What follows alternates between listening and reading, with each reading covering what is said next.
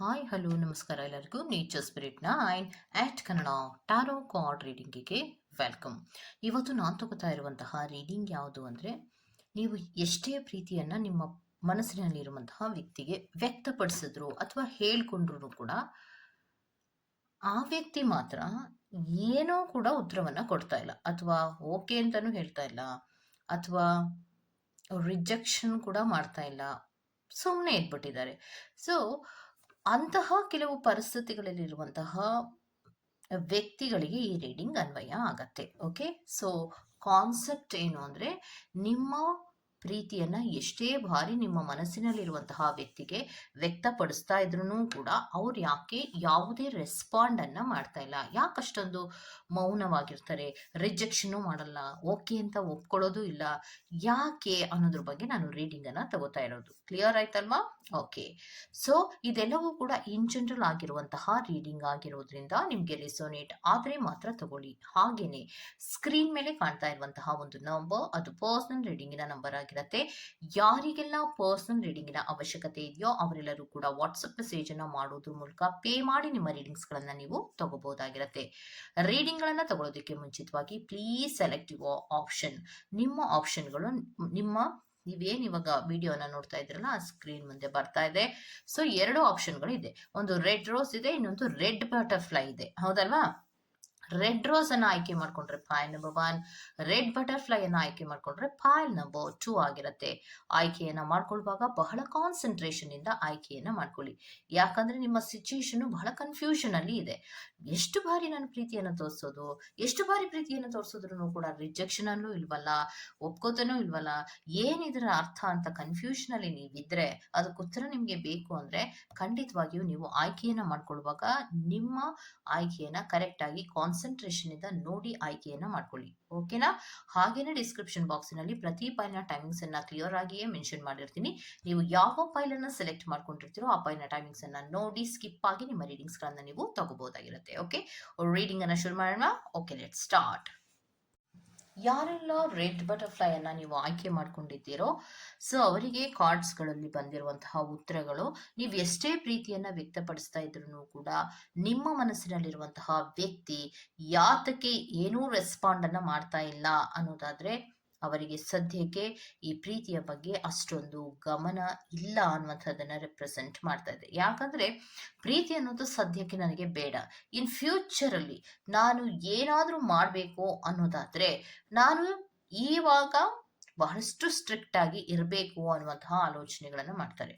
ಮತ್ತೆ goal oriented ಆದಂತಹ person ನಿಮ್ಮ ಮನಸ್ಸಿನಲ್ಲಿರುವಂತಹ ವ್ಯಕ್ತಿ ಆಗಿರೋದ್ರಿಂದ, ನನ್ನ ಲೈಫಿನಲ್ಲಿ ಯಾವುದೇ ರೀತಿಯ ಚೇಂಜಸ್ಗಳು ಈಗ ಬೇಡ, ನಾನು ಏನಾದ್ರೂ ಒಂದನ್ನ ಅಚೀವ್ ಮಾಡಲೇಬೇಕು, ಆ ಕಡೆಗೆ ಗಮನವನ್ನ ಕೊಡಬೇಕು.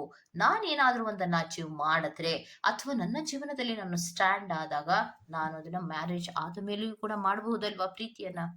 ಆ ಪ್ರೀತಿ ಸದ್ಯದ ಮಟ್ಟಿಗೆ ಅವಶ್ಯಕತೆ ಇದೆಯಾ ಅನ್ನೋದನ್ನ ಅವರು ಯೋಚನೆ ಮಾಡ್ತಾರೆ. ಯಾಕಂದ್ರೆ ವೆರಿ ಸ್ಟ್ರಿಕ್ಟ್ ಪರ್ಸನ್ ಆಗಿರೋದ್ರಿಂದ ನಿಮ್ಮ ಮನಸ್ಸಿನಲ್ಲಿರುವಂತಹ ವ್ಯಕ್ತಿ, ಅವರಿಗೆ ಒಂದು ಟ್ರೆಡಿಷನಲ್ ವ್ಯಾಲ್ಯೂಸಿನ ಬಗ್ಗೆ ತುಂಬಾ ಗಮನ ಇರುತ್ತೆ. ಸೊ ನಾನು ಯಾರನ್ನೂ ಕೂಡ ಈಗ ಪ್ರೀತಿ ಮಾಡಬಾರ್ದು, ನನ್ನ ಜೀವನದಲ್ಲಿ ನಾನು ಏನ್ ಗೋಲನ್ನ ಸದ್ಯಕ್ಕೆ ಅಚೀವ್ ಮಾಡಬೇಕು ಅಂತ ಅನ್ಕೊಂಡಿದ್ದೀನೋ ಅದರ ಕಡೆಗೆ ಮಾತ್ರವೇ ಗಮನವನ್ನ ಕೊಡಬೇಕು. ಎಲ್ಲವೂ ಕೂಡ ಪ್ರೀತಿ ಅಥವಾ ಇನ್ನೊಂದು ಏನೇ ಮೂಮೆಂಟ್ಸ್ ಗಳನ್ನ ತಗೋಬೇಕಂದ್ರೂ ಅದರಲ್ಲಿ ಮ್ಯಾರೇಜ್ ಆದ ಮೇಲೆ ಅನ್ನುವಂತಹ ಮನಸ್ಥಿತಿ ಅವರಲ್ಲಿ ಇದೆ. ಯಾತಕ್ಕೆ ಅವರು ಆ ರೀತಿ ಯೋಚನೆಗಳನ್ನ ಮಾಡ್ತಾರೆ ಅನ್ನೋದಾದ್ರೆ, ಒಂದು, ಅವರಲ್ಲಿ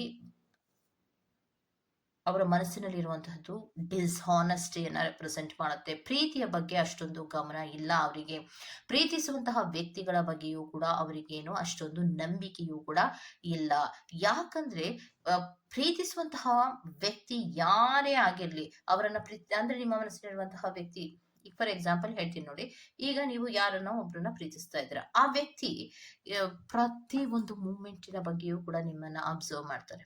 ಓಕೆ, ಎಲ್ಲಿ ಯಾವ್ದಾದ್ರು ಒಂದು ಮಿಸ್ಟೇಕ್ ನಿಮ್ಮ ಕಡೆಯಿಂದ ಆದಾಗ ಅವ್ರಿಗೆ ಅನ್ಸುತ್ತೆ ಅವಾಯ್ಡ್ ಮಾಡ್ಬೇಕು, ಬಹಳ ಟ್ರಿಕ್ಕಿಯಾಗಿ ಯೋಚನೆಯನ್ನ ಮಾಡ್ತಾರೆ. ಈ ವ್ಯಕ್ತಿಯಲ್ಲಿ ಅಪ್ರಾಮಾಣಿಕತೆ ಇದೆ ಅನ್ನೋದನ್ನ ಜಡ್ಜ್ ಮಾಡೋದಕ್ಕೆ ಶುರು ಮಾಡ್ತಾರೆ. ಯಾಕೆ ಅಂದ್ರೆ ನೀವು ಅನ್ಕೋತೀರಾ ಪ್ರತಿ ನಿಮಿಷದಲ್ಲಿಯೂ ಕೂಡ ನನ್ನನ್ನು ಜಡ್ಜ್ ಮಾಡಕ್ಕಾಗದ, ಅಯ್ಯೋ ಅವ್ರು ಅಷ್ಟೊಂದು ಗಮನವನ್ನ ಕೊಡಲ್ಲ ಅಂತ ನೀವ್ ಅನ್ಕೋಬಹುದು. ಆದ್ರೆ ನೀವೇ ಪ್ರೀತಿಸುವಂತಹ ಅಥವಾ ನಿಮ್ಮ ಮನಸ್ಸಿನಲ್ಲಿರುವಂತಹ ವ್ಯಕ್ತಿ ಬಹಳ ಯೋಚನೆಗಳನ್ನ ಮಾಡ್ತಾರೆ. ಅವರ ಫ್ಯೂಚರ್ ಅಲ್ಲಿ ಬಹಳಷ್ಟು ಗಮನವನ್ನ ಕೊಡ್ತಾರೆ. ಟ್ರೆಡಿಷನಲ್ ವ್ಯಾಲ್ಯೂಸ್ ಅವರಲ್ಲಿ ಇರೋದ್ರಿಂದ ಅವರು ಇದ್ಯಾವುದೇ ಪ್ರೀತಿಯ ಬಗ್ಗೆ ಅವರು ಇಂಟ್ರೆಸ್ಟೇ ತೋರಿಸೋದಿಲ್ಲ. ಲ್ಯಾಕ್ ಆಫ್ ಫೋಕಸ್ ಅನ್ನ ರೆಪ್ರೆಸೆಂಟ್ ಮಾಡ್ತಾ ಇದೆ. ಸೊ ಈ ಪ್ರೀತಿ ಗೀತಿ ಎಲ್ಲ ಯಾಕೆ ಬೇಕು ಸದ್ಯಕ್ಕೆ? ಯಾವುದೇ ರೀತಿಯ ಸ್ಟೆಬಿಲಿಟಿಗಳನ್ನ ನಾನು ಮಾಡ್ಕೊಳ್ದಿರಾ, ಯಾವುದೇ ಗೋಲನ್ನ ನಾನು ಅಚೀವ್ ಮಾಡ್ದಿರಾ, ನಾನ್ ಯಾಕೆ ಇದರ ಕಡೆಗೆ ಗಮನವನ್ನ ಕೊಡ್ಬೇಕು ಅನ್ನೋದು. ನೀವೆಷ್ಟೇ ಪ್ರೀತಿಯನ್ನ ಮಾಡ್ತಾ ಇರಿ, ನೀವೆಷ್ಟೇ ಗೋಗರಿತಾ ಇರಿ, ಅಥವಾ ನೀವು ಭಾವನೆಗಳನ್ನ ಎಷ್ಟೇ ವ್ಯಕ್ತಪಡಿಸ್ತಾ ಇರಿ, ಅಥವಾ ನೀವೇನೇ ಪ್ರವೋಕ್ ಅನ್ನ ಮಾಡ್ತಾ ಇದ್ರು ಕೂಡ ಅವರು ಯಾವುದಕ್ಕೂ ಜಗ್ಗೋದೇ ಇಲ್ಲ. ಬಿಕಾಸ್ ಅವರಲ್ಲಿ ಇಗ್ನೋರೆನ್ಸ್ ಅನ್ನ ರೆಪ್ರೆಸೆಂಟ್ ಮಾಡ್ತಾ ಇದೆ. ಸೊ ಡಿಸ್ಇಂಟ್ರೆಸ್ಟ್ ಅನ್ನ ರೆಪ್ರೆಸೆಂಟ್ ಮಾಡ್ತಾ ಇದೆ. ಸೊ ಯಾತಕ್ಕೆ ಸ್ಪಿರಿಟ್ಸ್ ಪ್ರೀತಿಯನ್ನ ವ್ಯಕ್ತಪಡಿಸುವಾಗ ಯಾರಾದ್ರೂ ನಮ್ಗೆ ಪ್ರೀತಿಯನ್ನ ವ್ಯಕ್ತಪಡಿಸ್ತಾ ಇದ್ದಾರೆ ಅಂದ್ರೆ ಅದನ್ನ ಈಸಿಯಾಗಿ ಅಕ್ಸೆಪ್ಟ್ ಮಾಡ್ತಾರೆ. ಆದ್ರೆ ಫೈಲ್ ನಂಬರ್ 1 ಅವರ ಮನಸ್ಸಿನಲ್ಲಿರುವಂತಹ ವ್ಯಕ್ತಿ ಎಷ್ಟೊಂದು ಸ್ಟ್ರಿಕ್ಟ್ ಆಗಿ ಜಸ್ಟ್ ನನ್ನ ಫ್ಯೂಚರಿನ ಗೋಲನ್ನ ಅಚೀವ್ ಮಾಡಬೇಕು ಅನ್ನುವಂತಹ ಒಂದೇ ಫೋಕಸ್ ಅಲ್ಲಿ ಇರೋದಕ್ಕೆ ಕಾರಣ ಏನಿದೆ ಸ್ಪಿರಿಟ್ಸ್? ಇಷ್ಟೊಂದು ಸ್ಟ್ರಿಕ್ಟ್ ಆಗಿರೋದಕ್ಕೆ ಕಾರಣ ಅಂದ್ರೆ ಲೆಟಿಂಗ್ ಗೋ, ವಿಚ್ ಆನ್. ನನಗೆ ಯಾರು ಬೇಡ, ಸದ್ಯಕ್ಕೆ ನನಗೆ ಗೋಲೇ ಕರೆಕ್ಟ್, ಅದನ್ನೇ ಅಚೀವ್ ಮಾಡಬೇಕು. ಯಾತಕ್ಕೆ ಅಂದ್ರೆ ಅವ್ರು ಯಾರನ್ನು ನಂಬಲ್ಲ. ಫಸ್ಟ್ ಆಫ್ ಆಲ್ ಒಂದು, ನಾನು ಸ್ಟ್ಯಾಂಡ್ ಆಗ್ದಿರಾ ನಾನು ಯಾವುದೇ ಪ್ರೀತಿಯ ಬಗ್ಗೆ ಗಮನ ಕೊಡಲ್ಲ ಅನ್ನೋದು ಒಂದು. ಇನ್ನೊಂದು, ಮದುವೆ ಆದ ಮೇಲೆಯೇ ನಾನು ಪ್ರೀತಿಯ ಎಕ್ಸ್ಪ್ರೆಸ್ ಅನ್ನ ಮಾಡುವಂತಹದ್ದು ಅನ್ನೋದು ಒಂದು. ಇಷ್ಟು ಟ್ರೆಡಿಷನಲ್ ವ್ಯಾಲ್ಯೂಸ್ ಗಳನ್ನ ಇಟ್ಕೊಂಡಿರುವಂತಹ ಒಬ್ಬ ವ್ಯಕ್ತಿಯನ್ನ ಯಾವುದೇ ಕಾರಣಕ್ಕೂ ನೀವು ಮನಸ್ಸು ಬದಲಾಯಿಸೋದಕ್ಕೆ ಸಾಧ್ಯ ಇಲ್ಲ. ಯಾಕಂದ್ರೆ ಅವ್ರು ಅಷ್ಟೊಂದು ಸ್ಟ್ರಿಕ್ಟ್ ಆಗಿರ್ತಾರೆ, ಅವರ ಆಲೋಚನೆಗಳು ಕೂಡ ಅಷ್ಟೊಂದು ಸ್ಟ್ರಿಕ್ಟ್ ಆಗಿರುತ್ತೆ. ಸೊ ಯಾರು ಏನೇ ಮಾಡ್ತಾ ಇರಲಿ ಅಥವಾ ನೀವೆಷ್ಟೇ ಭಾವನೆಗಳನ್ನ ವ್ಯಕ್ತಪಡಿಸ್ತಿರಲಿ, ಅವರ ಇಗ್ನೋರೆನ್ಸ್ ಅನ್ನ ರೆಪ್ರೆಸೆಂಟ್ ಮಾಡತ್ತೆ. ಮೇಲಿಂದ ಮೇಲೆ ನೀವು ಯಾವಾಗ ಪ್ರೀತಿಯನ್ನ ಹೆಚ್ಚು ತೋರಿಸೋದಕ್ಕೆ ಹೋಗ್ತಾರೋ ಅವರಿಗೆ ಅಸಹ್ಯ ಮೂಡ್ತಾ ಹೋಗುತ್ತೆ. ಯಾತಕ್ಕೆ ಅಂದ್ರೆ ಜೀವನ ಅಂದ್ರೆ ಅವ್ರು ನೋಡುವಂತಹ ರೀತಿಯೇ ಬೇರೆ, ನೀವು ನೋಡುವಂತಹ ರೀತಿಯೇ ಬೇರೆ. ಪ್ರೀತಿಯನ್ನ ಬಹಳಷ್ಟು ಜೀವನದಲ್ಲಿ ಪ್ರೀತಿ ಇಲ್ಲದೆ ಇರೋಕ್ಕಾಗಲ್ಲ ಅಂತ ನೀವು ಆಲೋಚನೆಗಳನ್ನ ಮಾಡಿದ್ರೆ ಪ್ರೀತಿ ಅನ್ನೋದು ಸದ್ಯಕ್ಕೆ ಅಲ್ಲ ಅನ್ನುವಂತಹ ಭಾವನೆಗಳನ್ನ ಅವ್ರು ವ್ಯಕ್ತಪಡಿಸ್ತಾರೆ.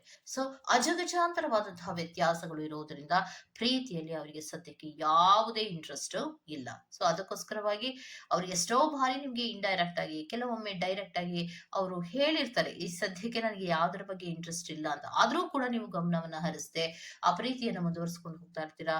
ಬಟ್ ಆ ವ್ಯಕ್ತಿ ಯಾವುದೇ ಕಾರಣಕ್ಕೂ ಬಗ್ಗೋದಿಲ್ಲ, ಆ ಪ್ರೀತಿಯನ್ನ ಕೂಡ ಆಕ್ಸೆಪ್ಟ್ ಮಾಡೋದಿಲ್ಲ ಅನ್ನೋದನ್ನ ರೆಪ್ರೆಸೆಂಟ್ ಮಾಡ್ತದೆ. Go to the next file number 2.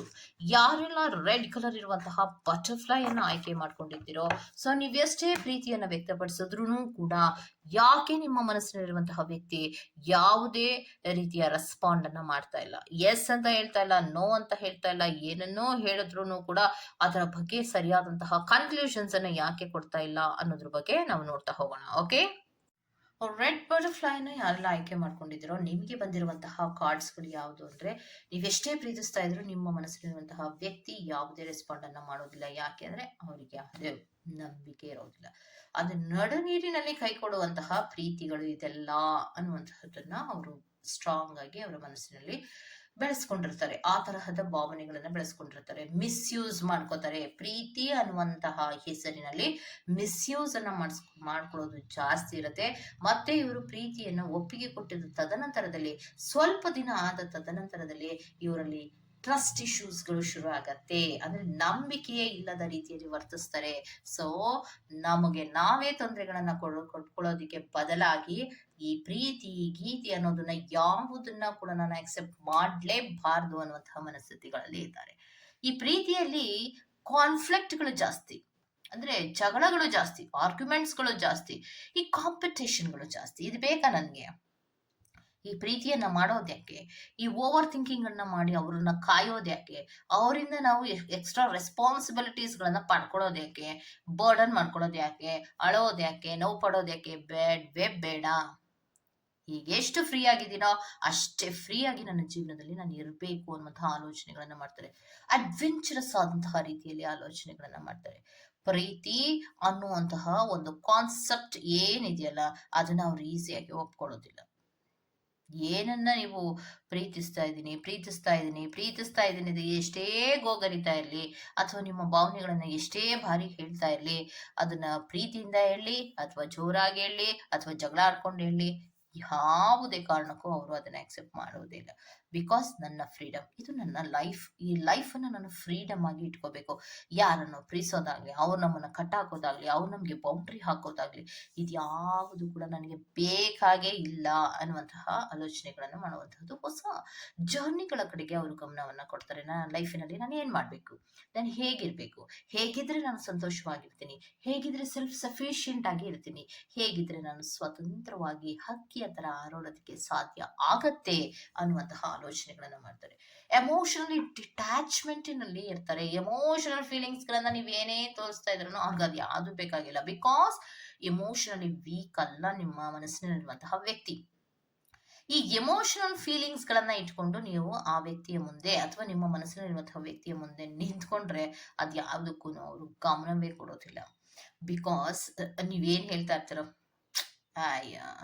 ಹೇಳ್ಕೊಂತಾರ ಬಿಡಪ್ಪ ಅನ್ನುವಂತಹ ಮನಸ್ಥಿತಿ ಇರುತ್ತೆ.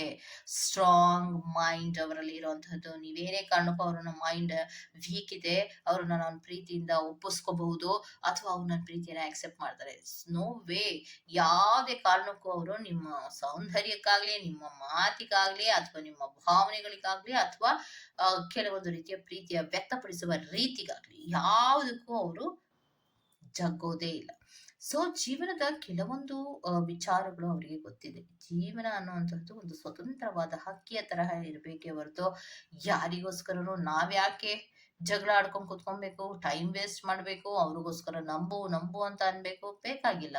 ಸೊ ನನ್ನ ಜೀವನದಲ್ಲಿ ಸದ್ಯಕ್ಕಂತೂ ಯಾರು ಬೇಡ. ಆ ವ್ಯಕ್ತಿ ಎಷ್ಟೇ ಬಾರಿ ನನಗೆ ಪ್ರೀತಿಯನ್ನು ವ್ಯಕ್ತಪಡಿಸ್ತಾ ಇದ್ರು ಕೂಡ ಅದ್ ಯಾವ್ದಕ್ಕೂ ನಾನು ಗಮನ ಕೊಡೋದಿಲ್ಲ, ಅದ್ ಯಾವ್ದಕ್ಕೂ ರೆಸ್ಪಾಂಡ್ ಕೂಡ ನಾನು ಮಾಡೋದಿಲ್ಲ. ಬಿಕಾಸ್ ನನ್ನ ನಡವಳಿಕೆ ಅವರಿಗೆ ಹೇಳ್ತಾ ಇರತ್ತೆ, ನಾನು ನಿನ್ನನ್ನ ಒಪ್ಪಿಲ್ಲ ಅನ್ನುವಂಥದ್ದನ್ನ ನನ್ನ ನಡವಳಿಕೆ ಹೇಳ್ತಾ ಇರುತ್ತೆ, ನನ್ನ ಮಾತುಗಳು ಹೇಳ್ತಾ ಇರುತ್ತೆ. ಅದನ್ನ ಅರ್ಥ ಮಾಡ್ಕೊಂಡು ಅವರು ನನ್ನಿಂದ ದೂರ ಹೋದ್ರೆ ಓಕೆ. ಸೊ ಅವ್ರು ಎಷ್ಟೇ ವರ್ಷಗಳಾಗ್ಲಿ, ಎಷ್ಟೇ ತಿಂಗಳುಗಳಾಗ್ಲಿ, ಎಷ್ಟೇ ದಿನಗಳಾಗ್ಲಿ ಪ್ರೀತಿಯನ್ನ ಅವರು ನನಗೆ ವ್ಯಕ್ತಪಡಿಸ್ತಾ ಇದ್ರು ಕೂಡ ಅದ್ಯಾವುದಕ್ಕೂ ನಾನು ಗಮನವನ್ನ ಕೊಡೋದಿಲ್ಲ, ರೆಸ್ಪಾಂಡ್ ಕೂಡ ಮಾಡೋದಿಲ್ಲ ಅನ್ನುವಂತಹ ಉತ್ತರಗಳನ್ನ ಕೊಡ್ತಾ ಇದ್ದಾರೆ. ಓಕೆ, ಸೊ ಇದಿಷ್ಟಪ್ಪ ನಮ್ಮ 2 ರೀಡಿಂಗ್ ಆಗಿರುತ್ತೆ. ಈ ತರಹದ ರೀಡಿಂಗ್ ನಿಮ್ಗೆ ಇಷ್ಟ ಆಗಿರುತ್ತೆ ದಯವಿಟ್ಟು ಸಬ್ಸ್ಕ್ರೈಬ್ ಮಾಡಿ, ಪಕ್ಕದಲ್ಲಿ ಇರುವಂತಹ ಬೆಲ್ ಐಕಾನ್ ಅನ್ನ ಪ್ರೆಸ್ ಮಾಡಿ. ನಾನು ನಿಮ್ಮನ್ನ ಮತ್ತೊಂದು ರೀಡಿಂಗ್ ಗಳಲ್ಲಿ ಸಿಗ್ತೀನಿ ಅಂತ ಹೇಳ್ತಾ ಅಲ್ಲಿವರೆಗೂ ಚಿಕ್ಕಿ ಬಾಯ್.